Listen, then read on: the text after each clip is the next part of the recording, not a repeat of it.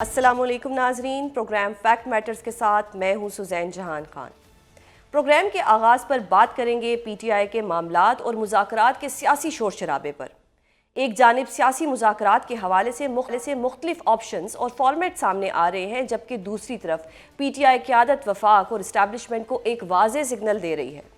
P T I قیادت نے آج خیبر پختونخوا میں آپریشن کے حوالے سے D G I S P R کے الزامات کی تردید کر دی ہے اور ساتھ ہی یہ موقف اپنایا ہے کہ آپریشن ایشوز پر وفاق اور صوبائی حکومت کو مل بیٹھ کر پالیسی بنانے کی ضرورت ہے۔ اس کے ساتھ ساتھ مذاکرات کے حوالے سے بھی پی ٹی آئی قیادت تقسیم دکھائی دے رہی ہے۔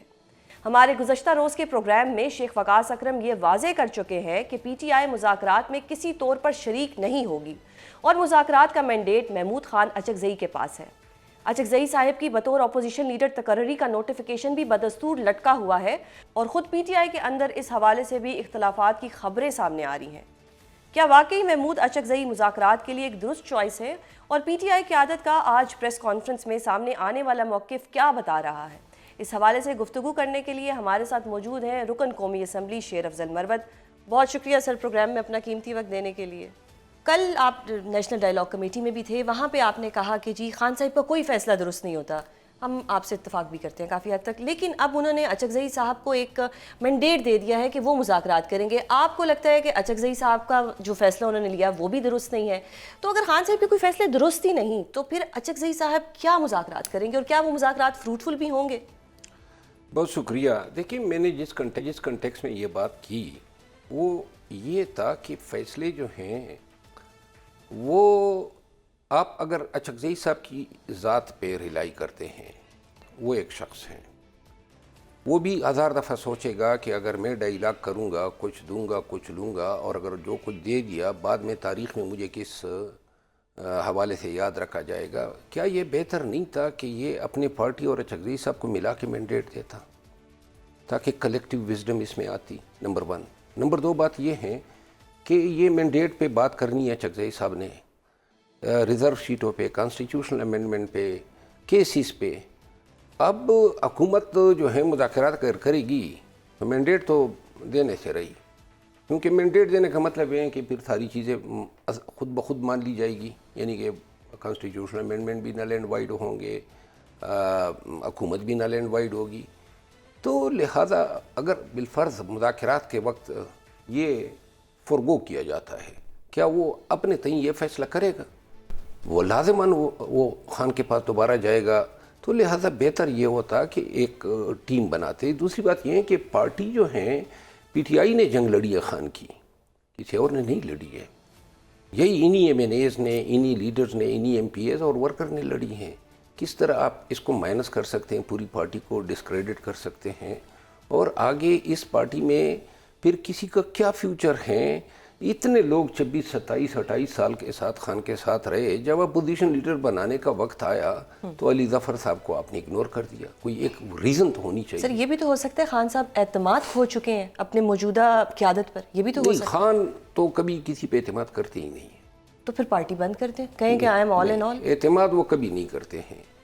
دیکھیں مسئلہ یہ ہے نا، خان جب جیل گیا نا، سب سے بڑی غلطی یہ ہے۔ سر پھر ایک منٹ، سوری، وہ کیا کرتے ہیں پھر؟ پارٹی کیسے چلتی ہے؟ مروت کو سائڈ پہ کر دو کیونکہ مروت پاپولر ہو رہا ہے، فلانے کو سائڈ پہ کر دو فلانا پاپولر ہو رہا ہے، یہ اس طرح پارٹی چل رہی ہے؟ میں آپ کو گزارش کروں، یہ ایک طرح حقیقت ہے کہ خان صاحب جب جیل گئے نا تو اپنے ساتھ اپنی پارٹی کو بھی جیل لے گئے۔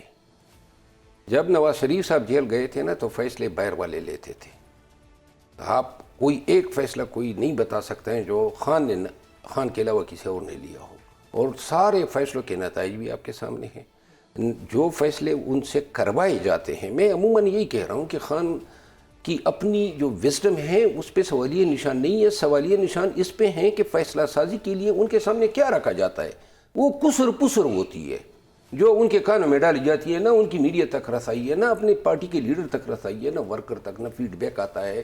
ان کو کسی چیز کا کوئی علم نہیں ہوتا ہے۔ جس طرح اس کا ذہن بنایا جاتا ہے، میں دیکھتا آیا ہوں، ایک کان میں بات ڈال دیتا ہے، دوسرا آ کے تائید کر دیتا ہے، اور تیسرا جناب آ کے مہر ثابت کروا دیتا ہے اور فیصلہ ہو جاتا ہے۔ یہ سارے فیصلے اسی طرح ہیں، اور یہ بدنیتیوں پہ مبنی فیصلے ہیں کہ جس کی وجہ سے پارٹی آج کون سے نیریٹیوز کھو گئی؟ افغان شہریوں کا کہ ان کو نہ نکالیں، وہ نیریٹو کھو چکی ہے. کے پی میں افغانوں کو نکالا گیا ہے. ڈرون اٹیک پہ کبھی ابھی آپ نے سنا ہے کہ کوئی مزاحمت یا کوئی ایف آئی آر یا کوئی مذمت ہوئی ہو؟ حتیٰ کہ خان کی طرف سے بھی ٹویٹ نہیں لگایا جاتا ہے. پھر آپ نے کبھی سنا ہے کہ ایشن ہے آپریشن پہ جو جس طرح کلاس لی جاتی تھی کے پی کی سابقہ حکومت کی، وہاں پہ آپریشن بھی اب شروع ہیں، ڈرون بھی ہو رہے ہیں، افغانوں کو بھی نکالا گیا ہے. اور اس کے علاوہ لوگوں کو بس اسی پہ ٹرخایا جا رہا ہے، جناب لاہور چلے گئے، ہم اب کراچی جا رہے ہیں. تو سر میں اگر اوور آل میں آپ کی بات کو سمجھوں یا میں آپ کی بات کا مطلب نکالوں تو وہ یہ ہے کہ خان صاحب کانوں کے کچے بھی ہیں، وہ خود سے کسی کو پاپولر ہوتا ہوا دیکھ بھی نہیں سکتے، وہ اپنے جو ڈیسیژنز ہیں وہ سم ٹائم اسی پہ یو ٹرن بھی لے لیتے ہیں. تو کیا پی ٹی آئی کے لیے یہ بہتر ہوگا کہ مائنس عمران خان فارمولہ چلایا جائے اور پی ٹی آئی کو چلایا جائے؟ دیکھیے خان صاحب کا مسئلہ یہ ہے کہ اگر وہ ہمیشہ سے وہ اپنے تئیں جو پہلا فیصلہ لیتے ہیں نا وہ میرٹھ پہ لیتے تھے، لیکن میرٹھ کو ہمیشہ ان ہی لوگوں نے جو ہے سبوٹاج کیا ہے. خان کے پاس پہنچ جاتے تھے کوئی نہ کوئی چینل نکال کے، اور وہی میرٹھ پہ لیے گیا فیصلہ جو ہے وہ ریورس ہو جاتا ہے. اس ٹرینڈ نے پارٹی کو تباہ کیا. ایک دفعہ میں نے خان صاحب کو کہا، اور یہ سارے علی ظفر صاحب برسگور صاحب کا کہا ہے، میں نے کہا خدا را کسی غلط فیصلے پر بھی ڈٹ جاؤ تاکہ ان لوگوں کی حوصلہ شکنی ہو. یہ سب آپ کو اپروچ کرتے ہیں ادھر سے ادھر سے اور فیصلے. ابھی آپ دیکھیں نا سیکرٹری جنرل جو ہے چیئرمین کو کہہ رہے ہیں کہ وہ چیئرمین ہی نہیں ہے. چیئرمین صاحب وہ کیا کہیں گے کہ آپ سیکرٹری جنرل ہیں، آپ خود پڑھی لکھی قانون سے وابستہ ہیں. یعنی آئین میں آپ کے پی ٹی آئی کے آئین میں اور الیکشن لاز میں پرووائڈڈ ہے کہ جو انٹرا پارٹی الیکشن سے منتخب ہوگا وہ سیکرٹری جنرل ہوگا، اور اگر وہ مر جاتا ہے یا ریزائن کر جاتا ہے تو اس کے بعد وہ ڈپٹی سیکرٹری جنرل ہوگا. یہ کہاں سے آ گیا؟ لیکن فیصلے ہوئے. اور اب پارٹی میں آپ انتشار دے کہ علی امین خان کو کتنا ڈسگریسفلی انہوں نے آؤٹ کیا. یعنی آپ یہ بتانا چاہتے ہیں نا کہ جو بھی آپ کے لیے کام کرے گا، 5-6 دفعہ اسلام آباد آئے، لاہور گئے، سنجانی اس سے پہلے بھی بڑی سختیاں کاٹی ہیں. اچھا اس سے پہلے، لیکن کہاں پہ کھڑا ہے وہ؟ کیا ہوا ان کے ساتھ؟ میرے ساتھ کیا ہوا؟ اور علی ظفر صاحب کے ساتھ کیا ہوا؟ برسگور کے ساتھ یہ کیا کر رہے ہیں؟ کیوں کر رہے ہیں؟ آخر اس سے فائدہ کیا ہے؟ آج تک انہوں نے اجتماعی وحدت اور اتحاد کی اہمیت کو سمجھا ہی نہیں ہے. ورکر اس سے مایوس ہوا ہے. اور اوور آل یہ جو کنفیوژن ہے یا یہ جو فساد ہے اس کی جڑ کون ہے آپ کی رائے میں؟ اس کی جڑ جو ہے نا وہ مادی دنیاوی انٹرسٹ ہیں جس نے خان کو جو ہے قید کو طوالت دی ہے، اور وہ لوگ ہیں جو دنیاوی مفادات کے لیے خان کے سیاسی ورثے پہ قبضہ کرنے کے لیے اور خان کے نام پہ پی ٹی آئی جو اوور دا ورلڈ جو مقام بنا چکی ہے اس کا وہ رس چوسنے میں کنٹینیو کریں گے. تب تک کریں گے جب تک خان باہر آ کے ان کو خود احساس نہیں ہوتا ہے کہ یہ لوگ ان کے ساتھ کیا کرتے رہے. سر خان صاحب تو تبھی باہر آئیں گے نا جب کوئی مذاکرات ہوں گے. آپ کے پہلے سوال کے جواب میں آپ نے یہی کہا کہ حکومت مذاکرات کیوں کرے گی؟ پھر یہ کیا ہے؟ یہ کوئی فروٹفل ایکسرسائز تو نہیں ہے؟ کیا ٹائم ویسٹ کیا جا رہا ہے، ٹائم بائی کیا جا رہا ہے، کوئی ٹوپی ڈرامہ ہے؟ یہ کیا ہو رہا ہے؟ ٹوپی ڈرامہ ہے، وقت ضائع کیا جا رہا ہے. حکومت کیوں مذاکرات کرے نا؟ پہلے یہ تو بتائیں. یعنی کون سے حکومت نے کوئی سی بی ایم دیے ہیں، کسی کو چھوڑا ہے، پولیٹیکل ایکٹیویٹی پہ آزادی ہے، یا مطلب یہ ہے کہ کیسز ختم ہوئے، لیڈر سارے اندر بند ہیں، حتیٰ کہ خواتین بند ہیں، بوڑھے لوگ بند ہیں، کوئی خدا نخواستہ مر گیا اور ان کے گلے میں پڑے گا. اتنا تو کم از کم کرنا چاہیے تھا نا. وہ یہ بھی نہیں کر رہے ہیں. اب آپ یہ توقع کر رہے ہیں کہ مذاکرات کے نتیجے میں ان کے دلوں میں رحم آئے گا اور وہ جناب وہ سب کچھ کر لیں گے جو ہم چاہتے ہیں. اچھا چلیں، اگر اسموک اسکرین بھی یہ کر رہے ہیں تو رانا ثناء اللہ صاحب بات کرتے ہیں 5 بڑوں کی. کل کا جو ایک اعلامیہ تھا اس میں بھی کچھ بڑوں کی بات کی گئی. 5 بڑے ہوں گے، 3 بڑے ہوں گے، کتنے بڑے ہوں گے آپ کے مطابق؟ رانا ثناء اللہ صاحب سے ایک دفعہ اسمبلی میں یا شاید کسی میٹنگ میں میری بات ہوئی تھی. یہ بات انہوں نے ادھر بھی دہرائی تھی، اور ان کی ایک بات درست ہے. وہ ان کی سوچ یہ ہے نا کہ پاکستان کا یہ جو مسئلہ ہے آپ بھی اچھی طرح سمجھتی ہیں. پاکستان کا مسئلہ صرف خان کی رہائی تک تو نہیں ہے نا. آپ کا عدالتی نظام کہاں پہ کھڑا ہو گیا ہے؟ آپ کی قومی سلامتی کی ڈیفینیشن کیا ہے؟ آپ کی قوم کے اندر معیشت کا استحکام آپ دیکھیں، لوگوں کی بنیادی حقوق کا حال دیکھ لیں. انصاف کے حصول تک رسائی کو آپ دیکھ لیں، تو لہٰذا جب تک میجر پولیٹیکل پارٹیز بشمول پی ٹی آئی خود ایک نئے عمرانی معاہدہ کر کے آپس میں ایک معاہدہ کر کے پھر ان کو چاہیے کہ اسٹیبلشمنٹ کے ساتھ بیٹھیں کہ آئیں پاکستان کا سوچتے ہیں اور پاکستان کو ان چیزوں کی ضرورت ہے. تو اس لیے یہ 5 بڑوں کی بات یہ ہے کہ پہلے سیاستدان تو اس پہ راضی ہو جائیں. چلے سر 5 بڑے نہیں، اصل مسئلہ تو 2 بڑوں کا ہے. ان 2 بڑوں کی انگیجمنٹ ہونی چاہیے. وہ 2 بڑے تو انگیجمنٹ کرنے کو تیار ہی نہیں، تو پھر یہ کیا ہونے والا ہے؟ 2 بڑے تو اب آپ دیکھیں بات نوبت گالیوں تک آئی ہوئی ہے اور آپ انگیجمنٹ کی بات کر رہے ہیں، اور یہی 2 بڑے. تو یعنی کہ کچھ نہیں ہونے والا، یہ 2 بڑے لڑتے رہیں گے اور یہی سب چلتا رہے گا؟ لڑتے رہیں گے اور لڑواتے جائیں گے لوگ ان کو. جس طرح خان کی لڑائی میں دیکھ رہا ہوں، خان سے زیادہ سوشل میڈیا جو ہے وار کر رہا ہے، اور دوسری سائڈ سے بھی کسر نہیں پوری، یعنی کوئی کسر نہیں چھوڑی جا رہی ہے. صحیح. سر آج جو پی ٹی آئی نے ایک پریس کانفرنس کی ہے اور جو D G I S P R کی طرف سے کچھ کہا گیا تھا اس کو انہوں نے نگیٹ کیا ہے. اب اس سے معاملہ حل ہو جائے گا یا معاملہ مزید خرابی کی طرف جائے گا؟ کیسے دیکھتے ہیں آپ؟ دیکھیے نگیٹ کرنا تو ان کا کہنا، آپ ایک الزام لگاتے ہیں کہ وہ ولی مسعود کو لگا دیں وزیر اعلیٰ، یا آپ کہتے ہیں بیت اللہ کے ہاتھ پہ بیعت کر لیں. اب یہ اتنا بھی تو نہیں ہے نا. پی ٹی آئی ایک محب وطن جماعت تو ہے، اس میں کوئی دوسری رائے نہیں ہے. اور دہشت گرد سے کس طرح ان کے تانے بانے جوڑے جا سکتے ہیں؟ بے شک آپ ہمیں 9 مئی پہ آپ الزام لگائیں، آپ ہمیں دہشت گرد کہیں، ان دہشت گردی کی حد تک جو جلسے جلوس ہیں، لیکن پاکستان تحریک انصاف جو ہیں ان کا اس طرح جو ہے یہ حق اس پارٹی کا ہے، اور انہوں نے جو ہے ڈینائی کیا ہے، ان الزامات کی تردید کی ہے، تو ہر پارٹی کو یہ حق ہوتا ہے. صحیح. سر اب ایک ذرائع سے خبریں آ رہی ہیں کہ سہیل آفریدی صاحب جو ہیں وہ چاہتے ہیں کہ پارٹی بھی یہ موقف اپنائے کہ جی ڈرونز حملے نہیں ہونے چاہیے، آپریشن نہیں ہونا چاہیے، لیکن پارٹی یہ کہہ رہی ہے کہ آپ سی ایم ہیں، یہ آپ اپنائیں، ہم لوگ اس پہ کچھ نہیں کہیں گے. اب یہ پارٹی کے اپنے اندر جو اختلافات ہیں جو کہ آلریڈی بہت زیادہ ہیں، لیکن اب مزید آ رہے ہیں، سہیل آفریدی صاحب کے ساتھ بھی آ رہے ہیں، تو پھر اب اس کا کیا ہوگا؟ یہ پارٹی اسی طرح لڑتی رہے گی؟ موقف کون اپنائے گا؟ کون کیا کہے گا؟ دیکھیں پاکستان تحریک انصاف کا مسئلہ یہ ہے نا کہ جو حقیقت ہوتی ہیں وہ لوگ چھپاتے ہیں، جھوٹ بولتے ہیں. یعنی کہ خیبر پختونخوا میں دہشت گردی کے حوالے سے موجودہ حکومت کی اپروچ وہی ہے جو اسٹیبلشمنٹ کی ہے، لیکن اس کو بھی جو ہے اب آپ کو پولیٹیکل کمیٹی کی وہ آج رپورٹ میں نے پڑھی ہے، نیوز میں آئی ہے کہ کس طرح وہ یہ چاہتے ہیں کہ جناب ڈرون کی مذمت نہ کریں، اور اگر کرنی ہے تو شیخ وقاص صاحب کریں. اب یہ سارے صوبائی معاملات ہیں نا، اور میرا خیال ہے کہ بھئی وہ ایک دم کی کارگر رہی کہ جناب گورنر راج لگاتے ہیں. خان کی رہائی مسلیتوں کے تابع اگر ہوگی تو خان رہا نہیں ہوگا. صحیح. جب تک آپ اپنی کشتیاں جلائیں گے نہیں، اور جب تک آپ کی یہ سوچ نہیں ہوگی کہ ہم نے جو بھی قیمت ادا کرنی ہے، لیکن احتجاجی تحریک واحد چیز جو خان ان سے مانگ رہے ہیں، جس کے لیے حکومت تبدیل ہوئی، جس کی وجہ سے 2.5 سال سے وہ چیخ رہے، وہ کہتے ہیں احتجاجی تحریک کی طاقت کو جو ہے مضبوط کریں. وہ یہ سارے کام پارٹی کر رہی ہیں، یہ کام نہیں کر رہی ہیں، بلکہ دن بدن اس پہ کمزور سے کمزور تر ہوتی جا رہی ہیں. لیکن سہیل آفریدی بات کر رہے ہیں اسٹریٹ موومنٹ کی. ڈو یو تھنک کہ اسٹریٹ موومنٹ آپ تو کہہ رہے ہیں کہ نہیں چل پڑے گی، نہیں چل سکتی، فنڈز آپ کی پارٹی کے پاس نہیں ہے، پارٹی آپس میں لڑ رہی ہے، روز کوئی نہ کوئی لڑائی ہو رہی ہے، مروت صاحب کو بھی سائڈ پہ کر دیا، جو لوگ خان صاحب کو کیسز میں ریلیف دلوا رہے تھے ان سے فائلیں بھی اٹھوا لی ہیں. کیا لگتا ہے آپ کو؟ کہ یہ اسٹریٹ موومنٹ کا صیغہ جو ہے یا اصطلاح، یہ بیسیکلی محترم علی خانم کے منہ سے نکلا ہے، یہ غلط طور پہ استعمال ہوا ہے. کون سی اسٹریٹ موومنٹ سے مراد کیا ہے؟ اسٹریٹ موومنٹ سے یہ مراد تو نہیں ہے نا کہ گلیوں میں لوگوں کو نکالو.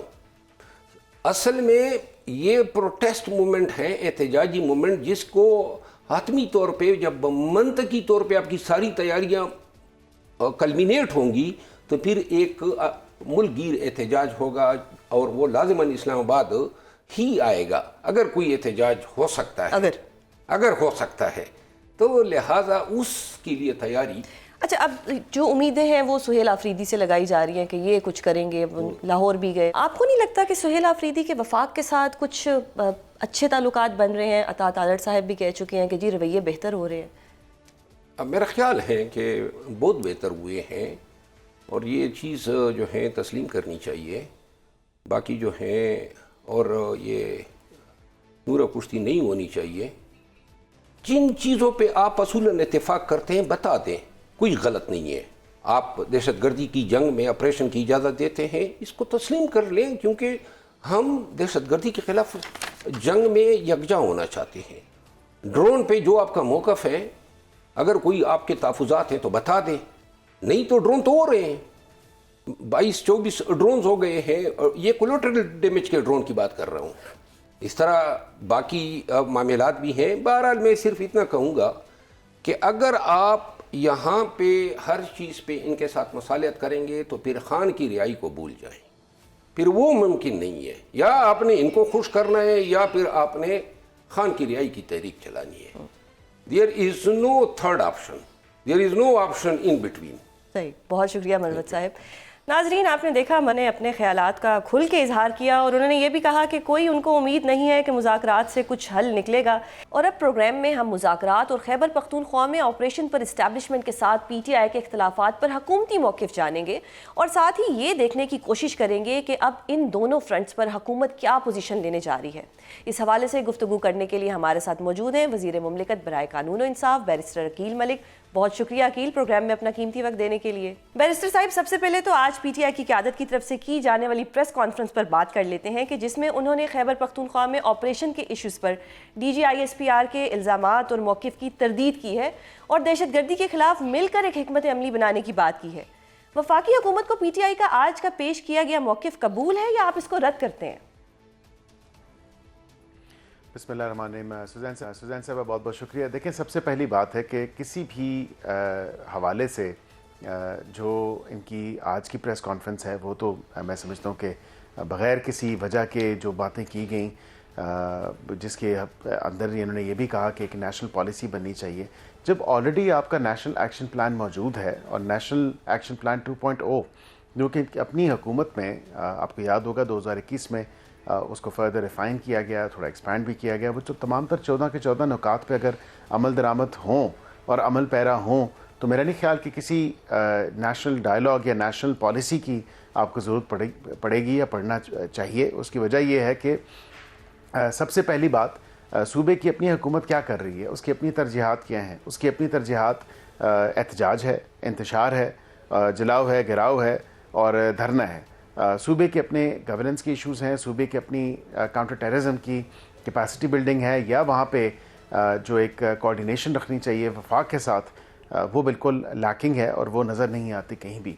لیکن ان کو نیشنل ایکشن پلان کے ان پوائنٹس پہ, ان نکات پہ کام نہیں کرنا, کیونکہ لا اینڈ آرڈر جو سچویشن ہے وہ ایک صوبائی سبجیکٹ ہے. جو لا اینڈ آرڈر کا سبجیکٹ ہے وہ صوبے ہی نے آگے دیکھنا ہے اور معاملات کو آگے بڑھانا ہے, لیکن in coordination with the federation, especially جہاں پہ ملک کی سوورنٹی, سیکیورٹی اور نیشنل سیکیورٹی کی بات آئے, تو یہ اس پہ عمل کرنے سے قاصر ہیں. یہ کیوں ہے, یہ کیوں طالبان اور طالبان کے جو گروپس ہیں, دہشت گرد گروپس ہیں, ان کو یہ کال آؤٹ نہیں کرنا چاہتے, اپالوجسٹ بنے ہوئے ہیں, اور بالکل کسی قسم کی جو ہے ان کی نیم یا شیم نہیں کرنا چاہتے, if anything ایڈنگ اور ایبیٹنگ کر رہے ہیں. جی آج انہوں نے تردید کی ہے, اور ساتھ ہی انہوں نے ایک تجویز بھی دی ہے کہ خیبر پختونخوا حکومت اور وفاقی حکومت صوبے میں آپریشن اور دیگر سیکیورٹی معاملات پر کوارڈینیشن کے ساتھ کام کرے.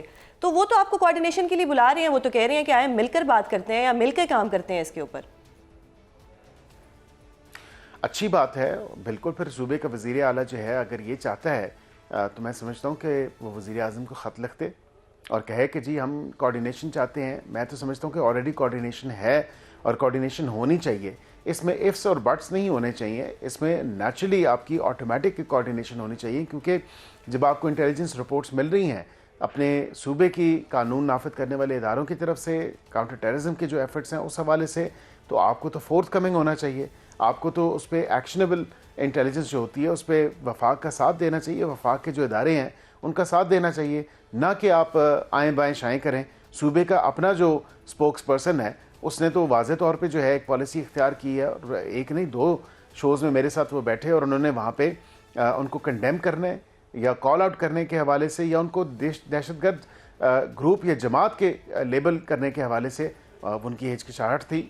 پتہ نہیں کہ کیوں ہچکچاہٹ تھی, ایسا ہونا نہیں چاہیے, کیونکہ جب پوری دنیا کہہ رہی ہے کہ وہ ایک دہشت گرد گروپ ہیں, پرسکرائبڈ آرگنائزیشن ہیں, تو میں نہیں سمجھتا کہ اتنے لیت و لال سے کیوں کام لیا گیا. یہ آئیں بائیں شائیں کی جو پالیسی اپنائی گئی, اس طرح تو نہیں کرنا چاہیے ان کو.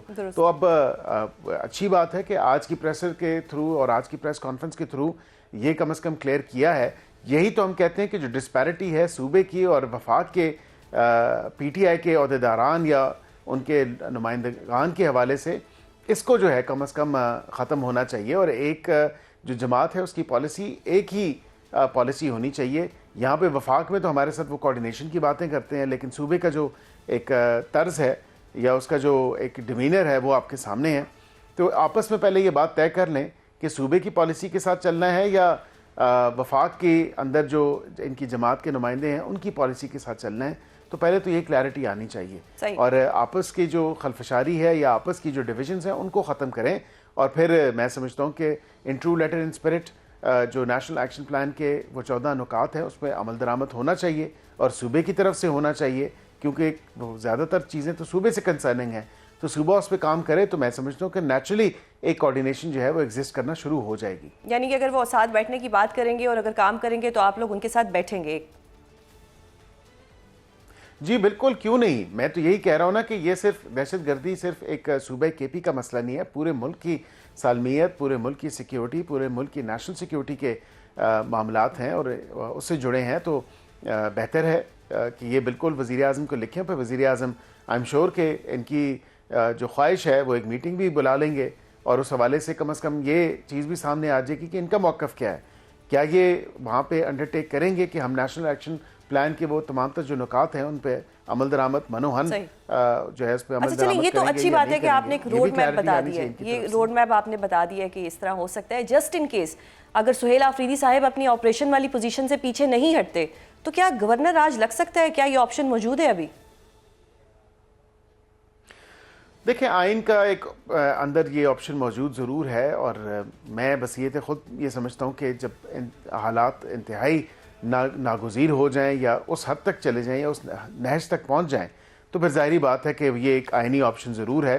فی الوقت تو میں سمجھتا ہوں کہ شاید ان کو ہوش کے ناخن لینے چاہیے, اور آئے روز جو دہشت گردی کے واقعات صوبہ کے پی کے میں ہو رہے ہیں اور سب سے زیادہ اسی صوبے میں ہوئے ہیں, کیونکہ D G I S P R صاحب کی جو پریس کانفرنس تھی اس میں بھی فیکٹس اینڈ فگرز کے ساتھ اور وہ تمام تر چیزیں شواہد اور ثبوتوں کے ساتھ رکھے گئے, بتایا گیا کہ کتنے انٹیلیجنس بیسڈ آپریشن ہوئے, کتنے واقعات دہشت گردی کے جو ہیں وہ صوبہ کے پی میں ہوئے, اور کتنی شہادتیں ہو چکی. تو کم از کم اب تو یہ چیزیں سامنے آ چکی ہیں, black and white out in the open ہے. تو ان کو دیکھتے ہوئے میرے خیال سے ایک سنجیدگی کا جو ہے مظاہرہ وہ کے پی کی حکومت جو ہے اس کو بالکل کرنا چاہیے, اور صوبے کے جو اونرشپ ہے وہ ان کو لینی چاہیے, نہ کہ وہ اس طرح کے ایڈونچرز پہ نکلیں کہ ہم احتجاج کریں گے, ہم 8 فروری کی جو ہے وہ کال دے دی. تو کم از کم یہ دیکھنا چاہیے کہ صوبے کی عوام سفر کر رہی ہے, پاکستانی عوام پھر اوور آل سفر کرتی ہے جب صوبے کی جو شارٹ کمنگز ہیں اس حوالے سے. آپ نے بیرسٹر صاحب یہ جو سیکیورٹی معاملات تھے اس کا روڈ میپ تو بتا دیا, اب ذرا سیاسی جو یہ معاملات ہے اس کے اوپر آپ کا موقف جانیں گے کہ مذاکرات کی جو بات ہو رہی ہے, کیا یہ درست ہے کہ وزیر اعظم نے اسپیکر قومی اسمبلی کو مذاکرات کا گرین سگنل دے دیا ہے, اور اب جو حکومت نے جو 2025 میں ایک مذاکرات والا فارمولہ اپنایا تھا اسی کے تحت یہ مذاکرات بھی ہوں گے, اس پہ کیا کہیں گے آپ؟ دیکھیں وزیر اعظم پاکستان نے ایک نہیں متعدد بار مذاکرات کی دعوت دی ہے, اور آخری مرتبہ مجھے یاد ہے کہ کابینہ کی میٹنگ شروع ہونے سے پہلے انہوں نے باضابطہ دوبارہ مذاکرات کی جو دعوت ہے اس کو دہرایا اور دوبارہ پیشکش کی. تو میں سمجھتا ہوں کہ سنجیدگی تو ہمارے پارٹ پہ ہے اور ہم بالکل مذاکرات کرنا چاہتے ہیں, اور مذاکرات کا جو وینیو ہے اور جو پلیسنگ ہے وہ کیونکہ اسپیکر صاحب نے بھی کہہ دیا کہ ان کا رول ایز اے فیسیلیٹیٹر ہے, وہ اپنے گڈ آفیسز جو ہیں وہ اس کے لیے پیش کرتے ہیں, اور بالکل مذاکرات کا جو موسٹ اپروپریٹ فورم ہے وہ پارلیمان ہی ہے, اور میں سمجھتا ہوں کہ وہی کمیٹی روم ہے, وہی کمیٹیز ہیں جو دونوں اطراف سے تھیں, اس میں نئے ممبرز آپٹ ان کرنے ہیں, ڈیلیشن کرنی ہے, ایڈیشن کرنی ہے ان ممبرز کی, یعنی فارمیٹ وہی ہوگا جو اسپیکر صاحب کے چیمبر والا تھا, وہیں سے جڑے گا. میں سمجھتا ہوں سب سے موسٹ اپروپریٹ فورم ہی وہی ہے اور وہی فارمیٹ ہے, اور اسی فارمیٹ کو آگے بڑھانا چاہیے.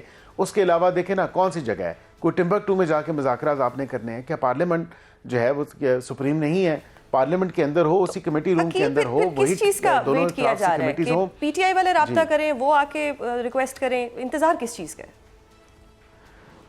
دیکھیں انتظار صرف اور صرف پی ٹی آئی ہی کا ہے. پی ٹی آئی یا جو تحریک تحفظ آئین پاکستان ہے جن کو مینڈیٹ دیا گیا ہے خان صاحب کی طرف سے اچکزئی صاحب کو, تو بالکل وہ اگر اسپیکر صاحب کو یہ آمادگی ظاہر کرتے ہیں تو میں سمجھتا ہوں کہ تمام تر جو باقی اس کے ساتھ اینسیلری چیزیں ہیں, ٹائم کیا ہوگا, کدھر ہوگا, کون سے کمیٹی روم میں ہوگا, کون سی تاریخ کو ہوگا, یہ تمام چیزیں پھر سارٹ آؤٹ ہو سکتی ہیں. کیونکہ حکومت کی طرف سے تو دیکھیں نا کوئی ہچکچاہٹ نہیں ہے, کوئی ڈیلے نہیں ہے. ڈیلے ہے تو صرف اور صرف پی ٹی آئی کی یا تحریک تحفظ عین پاکستان کی جو ٹیم ہے اس کے اندر ڈیلے ہے. ان کی اپنی ہی کلیئرٹی نہیں ہے مذاکرات کے حوالے سے, یا وہ یہی کلیئر نہیں کر سکتے کہ اگر وہ مذاکرات کے عمل کو آگے بڑھاتے ہیں تو کیا عمران خان صاحب جو ہے وہ جو فیصلہ ہوگا اس کے اوپر عمل پیرا ہوں گے یا نہیں ہوں گے. یہ سب سے بڑا سوالیہ نشان ہے. یہ ایک فارمیٹ آپ نے بتایا. اب کل ایک نیشنل ڈائیلاگ کمیٹی نے 3 بڑوں کو حکومت کی طرف سے مذاکرات کے میز پر بیٹھنے کی تجویز دی ہے. وہ فارمیٹ صحیح ہے, وہ مطلب یہ والا آپ کو صحیح لگتا ہے, یا جو آپ تجویز کر رہے ہیں وہ آپ کو قبول ہے؟ میرے خیال سے جو میری تجویز, کیا میں نے تو بتا دیا کہ جو مذاکرات سٹال جہاں پہ ہوئے تھے, جہاں سے ہوئے تھے وہیں سے ہوں, اور اس کے اندر جو ٹی او آرز میں اضافہ ہے یا اس کے اندر جو ایجنڈا پوائنٹ نمبر 1 ہے, میرے خیال سے اس کو اگر دوبارہ سے ریفریش کیا جائے تو بہتر ہوگا کہ اس میں electoral reforms agenda point number 1 رکھے جائیں, کیونکہ وہ کامن گراؤنڈ ہے وہیں پہ. کیونکہ ہمیں تو 18 کے ساتھ مسئلہ, ان کو اگر 24 کے ساتھ مسئلہ, تو پھر بہتر ہے کہ الیکٹورل ریفارمز پہ پہلے بات چیت شروع ہو, وہیں سے آگے بات بڑھے. اور جو نیشنل ڈائیلاگ کمیٹی کی آپ نے بات کی, ان کی کوشش کاوش تو اچھی ہے, لیکن بات یہ ہے کہ ان کے پاس مینڈیٹ نہیں ہے. اس لیے میں سمجھتا ہوں کہ مینڈیٹ, کیونکہ ابھی فی الوقت بقول اچکزئی صاحب کی اور تحریک تحفظ عین پاکستان کے کی بات اگر کریں تو وہ ان کے پاس ہے, اچکزئی صاحب کے پاس, تو پھر معاملہ تو ان کو آگے بڑھانا پڑے گا. اور بات چیت کا جو سلسلہ ہے حکومت کی سنجیدگی تو بالکل آپ کے سامنے ہے, ان کی انٹینشن آپ کے سامنے ہے, لیکن دوسری طرف سے بھی یہ انٹینشن اور یہ سنجیدگی ہونی چاہیے, کیونکہ تالی تو 2 ہاتھ سے بچتی ہے. صحیح. عقیل, آپ نے مینڈیٹ کی بات کی. اب 12 جنوری کو اجلاس بھی ہونے جا رہا ہے نیشنل اسمبلی میں, تو مینڈیٹ کو ذرا کلیئر کر دیتے ہیں کہ اگر محمود خان اچکزئی صاحب کا جو ایک نوٹیفیکیشن ہے اگر وہ حکومت کر دے تو پی ٹی آئی والوں کے لیے بھی پوزیشن کلیئر ہو جائے گی, آپ لوگوں کے لیے بھی پوزیشن کلیئر ہو جائے گی. دیکھیں میں یہ سمجھتا ہوں کہ اسپیکر صاحب سے جب عامر ڈوگر صاحب کی ملاقات ہوئی تو انہوں نے دوبارہ اس چیز کو ریٹریٹ کیا. میں بالکل یہ آپ کو ضرور کہہ سکتا ہوں کہ اسپیکر صاحب جن ممبران کے 74 یا 75 ممبران ہیں جن کے دستخط موجود ہیں, وہ تو تمام تر ایک ویریفیکیشن پروسیس ہے, وہ ہونا ضروری ہے. کیونکہ 12 کو جب اجلاس شروع ہوگا تو واضح طور پہ یہ چیز کلیئرٹی کے ساتھ نظر آنی چاہیے. کیونکہ میں نے پہلے بھی ذکر کیا کہ پہلی 2-3 روز میں جو پی ٹی آئی کے لوگ بیٹھتے ہیں تو وہ اس چیز کا ہم سے آف دا ریکارڈ بات چیت کرتے ہیں اور شکوہ کرتے ہیں کہ یار ہم سیاسی ورکر ہیں اور اتنے عرصے سے اس پارٹی کے ساتھ منسلک ہیں, ہمارا بھی حق بنتا ہے. اور ایسے شخص کو نامزد کر دینا کہ جو ان کی اپنی سیاسی جماعت سے نہ ہو دونوں ایوانوں میں, تو یہ بالکل ایک سوال ان کے ذہنوں میں ہے. اب اسپیکر صاحب اپنے آپ کو سیٹسفائی کریں گے سگنیچرز کی ویریفیکیشنز کے حوالے سے, یعنی کہ نہ ہی سمجھی جائے اچکزئی صاحب کے نام پر. آپ کی بات کا مطلب تو یہی ہے. میں کلیئرٹی کے دیکھیں, میں آئی کین نائدر کنفرم اور ڈینائی کہ اچکزئی صاحب ہی ہوں گے یا نہیں ہوں گے یا کوئی اور ہوگا, کیونکہ یہ چیز کلیئر ہونا ضروری ہے کلیئرٹی کے ساتھ. کیونکہ ہو سکتا ہے کچھ ایسی انفارمیشن اسپیکر صاحب کے پاس ہو کہ کچھ ممبران جو ہیں جو پی ٹی آئی سے جن کا تعلق ہو وہ شاید نہیں سگنیچرز کرنا چاہتے تھے, یا ان سے انڈر ڈیوریس یا زبردستی جو ہیں وہ سگنیچرز کروا لیے گئے. اس چیز کا کلیئر ہونا ضروری ہے. تو اس اجلاس میں امید کرتا ہوں کہ جو قائد حزب اختلاف کا نوٹیفیکیشن ہے وہ ہو جانا چاہیے. وہ کس کا ہوگا is yet to be seen. اگر یہ ممبران جنہوں نے سگنیچرز دیے ہیں یہ ویریفائی کرتے ہیں تو پھر رولز آف پروسیجر اور رولز آف بزنس اور پروسیجر کے مطابق اچکزئی صاحب کا ہی ہوگا. لیکن اگر کچھ لوگ ڈینائی کرتے ہیں اپنے سگنیچرز کو تو پھر یہ ظاہری بات ہے کہ آپ کو بڑا ایک میٹیکولسلی اس چیز کو دیکھنا ہے اور اس کو اسی حوالے سے ہی آگے پروسیڈ کرنا ہے. صحیح. بیرسٹر صاحب یہ بھی بتائیے گا کہ مذاکرات کے دوران آپ 27ویں آئینی ترمیم پر نظر ثانی کے لیے آمادہ ہیں, کیونکہ ایمنسٹی انٹرنیشنل رپورٹ بھی یہی مطالبہ کر رہی ہے اور ان کو بھی عدلیہ کے لیے نقصان دہ قرار دیا ہے کہ 27ویں آئینی ترمیم جو ہے عدلیہ کی آزادی پر قدغن ہے. بہت سے ایشوز اس میں ڈسکس کیے گئے ہیں. دیکھیں، ایک تو ایمنسٹی انٹرنیشنل کی جو رپورٹ ہے وہ کوئی جو بھی ان کی سورسز ہیں، انہوں نے جس بھی حوالے سے جو بھی انٹرویوز لیے، جو بھی کامنٹس انہوں نے دیکھے، اسی حوالے سے وہ رپورٹ مرتب کی گئی. کوئی فیکچوئل آن گراؤنڈ جو ہے وہ انہوں نے کوئی چیک تو نہیں کیے. اور دوسری بات یہ ہے کہ یہ ہر ایک ملک کا ایک ساورن ایشو ہوتا ہے کہ وہ اپنی نظام میں اصلاحات اگر لے کے آتے ہیں، چاہے وہ عدالتی اصلاحات ہوں، چاہے ادر لیگل ریفارمز ہوں، تو بالکل میں سمجھتا ہوں کہ یہ ایک ساورن یا سوورینٹی کے معاملات کے ساتھ جڑا ہے. اور دیگر ملکوں میں بھی آپ دیکھیں تو کانسٹیٹیوشنل کورٹس ہیں، وہاں پہ ایسی بات نہیں کی جاتی.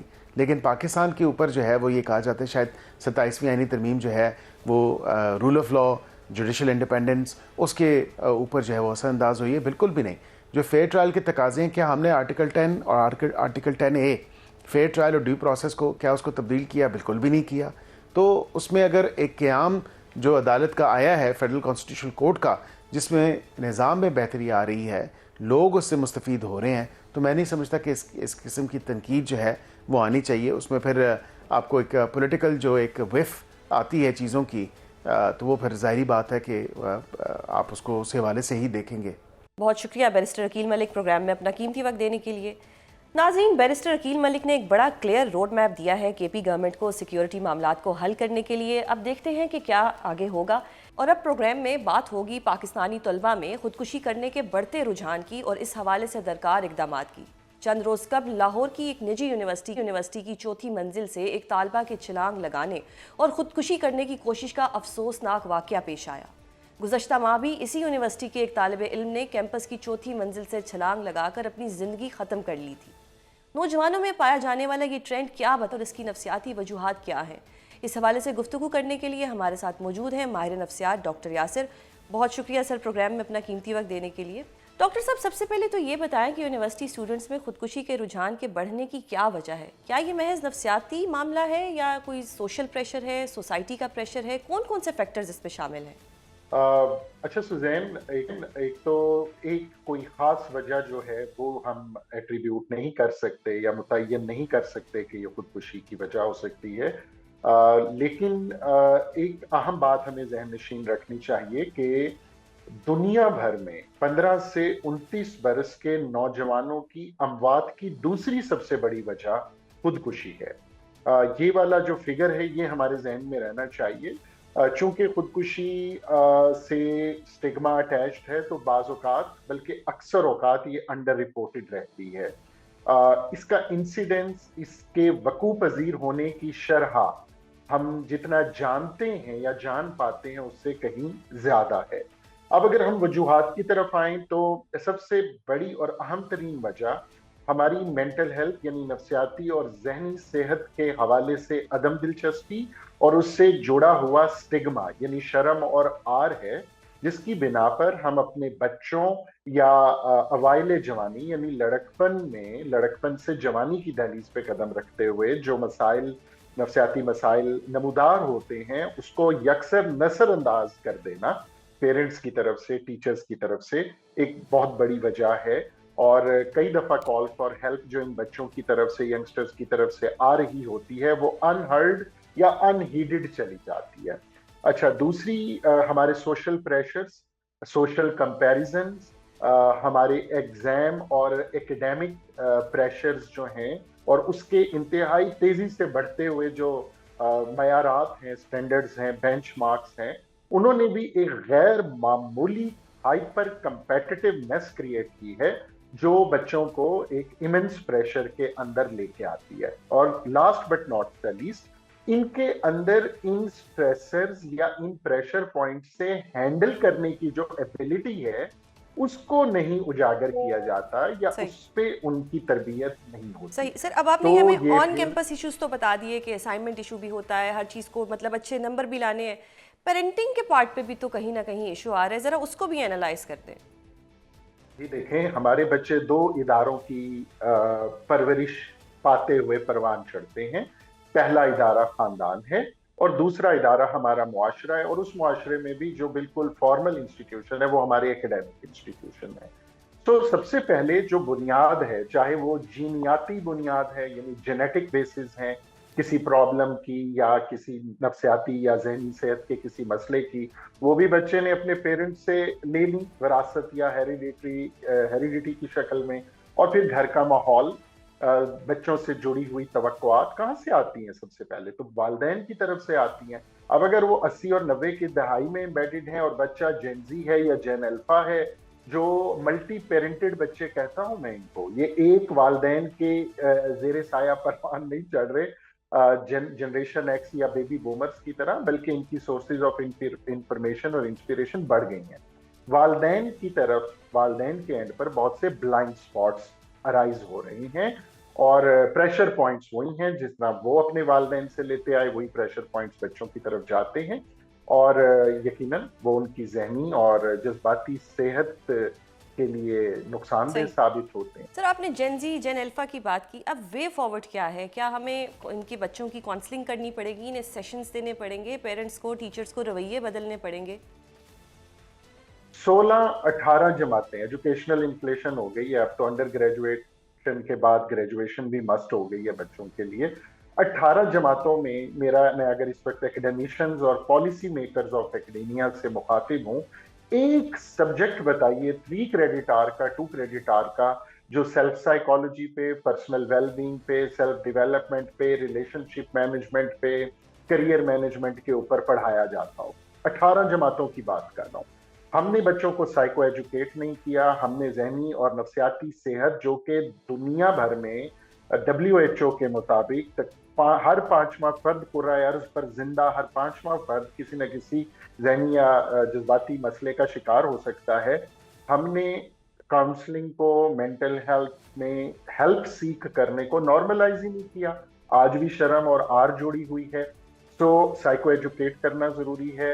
इदारों में करियर काउंसलर, इमोशनल और साइको सोशल सपोर्ट की काउंसलिंग के लिए सेटअप्स मौजूद होने चाहिए, और इस सेटअप्स पे जाने से जुड़ी हुई शर्म और आर को खत्म करने के लिए बहुत ढेर सारी अवेयरनेस रेज करने की इंटीग्रेटेड एफर्ट होनी चाहिए। इक्का दुक्का नहीं, वर्ल्ड मेंटल हेल्थ डे पे आपने कोई बैनर लगा दिए यूनिवर्सिटी में, इनसे तो बाल भी बीका नहीं होना जिन मसाइल का हम जिक्र कर रहे हैं। बहुत शुक्रिया डॉक्टर साहब प्रोग्राम में अपना कीमती वक्त देने के लिए। नाज़रीन, आपने सुना, साहब ने वे फॉरवर्ड भी बताया, रीजंस भी बताए, और ये भी बताया कि इन चीज़ों को किस तरह से हल किया जा सकता है। Let's hope for the best, क्योंकि हमारी यूथ ही हमारा फ्यूचर है। आज के प्रोग्राम में इतना ही। अगले हफ्ते आपसे दोबारा मुलाकात होगी। अपना बहुत ख्याल रखिएगा। अल्लाह हाफ़िज़।